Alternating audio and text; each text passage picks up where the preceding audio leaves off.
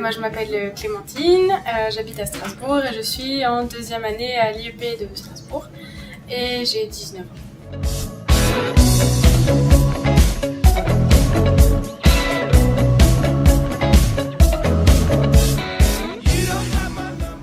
Est-ce que tu as l'habitude de lire la presse ? Oui, même si j'ai pas toujours assez de temps pour le faire, j'ai cette habitude. Est-ce que les sujets que tu lis dans la presse ont un lien quelconque avec l'Union européenne ?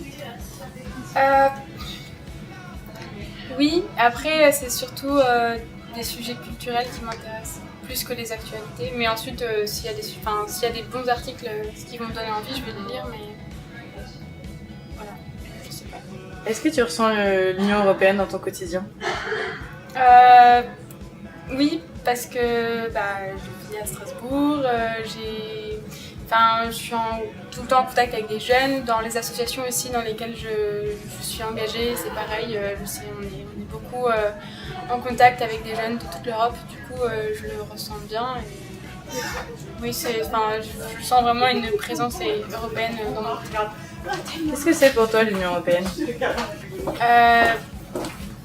Je dirais que c'est un immense espace d'échange et de solidarité et où on est tous très différents, mais justement le fait de pouvoir discuter ensemble, se rencontrer et de voir qu'on a au final plein de choses en commun, c'est vraiment très enrichissant et un grand espace d'échange et de rencontre.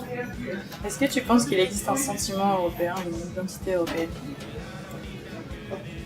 Alors je pense que oui, alors peut-être pas comme on l'imagine, comme un sentiment, comme on pourrait avoir un sentiment national français, pas dans ce sens-là. Plutôt dans le sens où on a quand même tous connu des moments de l'histoire en commun, des périodes d'immigration en commun dans l'histoire, des courants culturels, artistiques, architecturaux qui se sont croisés et qu'on peut retrouver partout en Europe où qu'on aille. Donc déjà de ce sens-là, voilà. Et sinon aussi au niveau des idées, des cultures partagées. Toujours avec beaucoup de différences, mais tout de même un fond et des valeurs qui se retrouvent. Vers quoi va évoluer l'Union européenne selon toi ? Selon moi, ça me paraît un peu compliqué en ce moment parce que il y a vraiment beaucoup de dysfonctionnement dans l'Union européenne, donc du coup il y a des gens qui sont plus pour en rester là, d'autres pour faire un retour en arrière, d'autres pour au contraire aller de l'avant. Du coup, je pense que là on va rentrer dans une phase de grand débat d'idées et de conception, donc je sais pas vers quoi ça va tendre. Moi j'espère qu'on va aller vers plus d'intégration, mais ce n'est que mon avis. Tu parlais des dysfonctionnements, tu peux être plus précis sur ça ?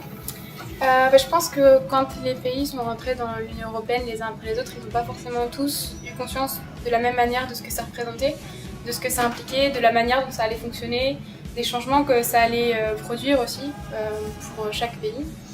Et du coup, du fait de ces décalages de compréhension du système de l'Union européenne, et même au sein des partis et des groupes nationaux, ça crée de la frustration sur ce qui découle des directives et autres lois de l'Union européenne.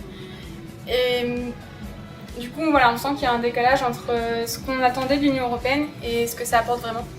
Qu'est-ce que tu attends toi personnellement de l'Union européenne ? Moi, j'aimerais bien que... Je suis déjà très contente de toutes les choses que ça apporte au niveau de l'agriculture, de l'industrie, du partage de connaissances et de l'économie. Mais j'aimerais bien justement qu'on continue à aller vers plus de lois à l'échelle européenne,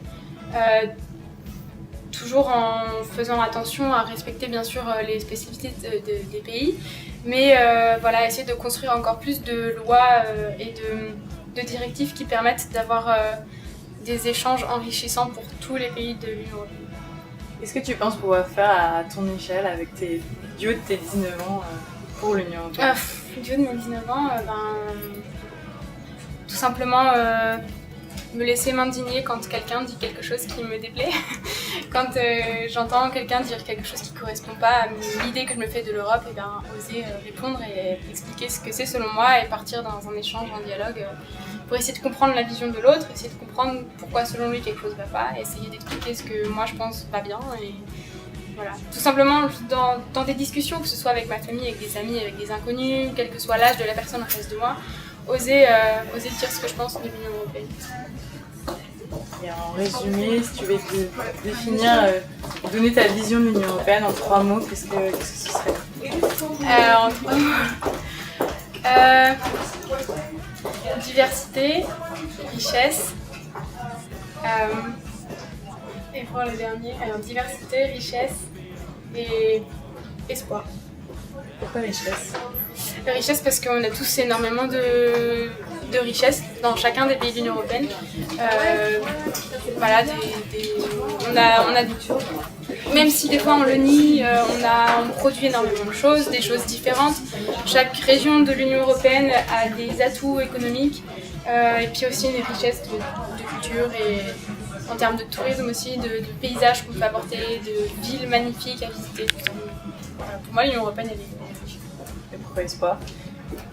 Et pourquoi l'espoir? Ça c'est plutôt personnel puisque j'ai l'espoir que justement on arrive à aller vers plus d'intégration et plus de coopération entre pays de l'Union européenne et qu'on apprenne encore plus à se connaître et échanger.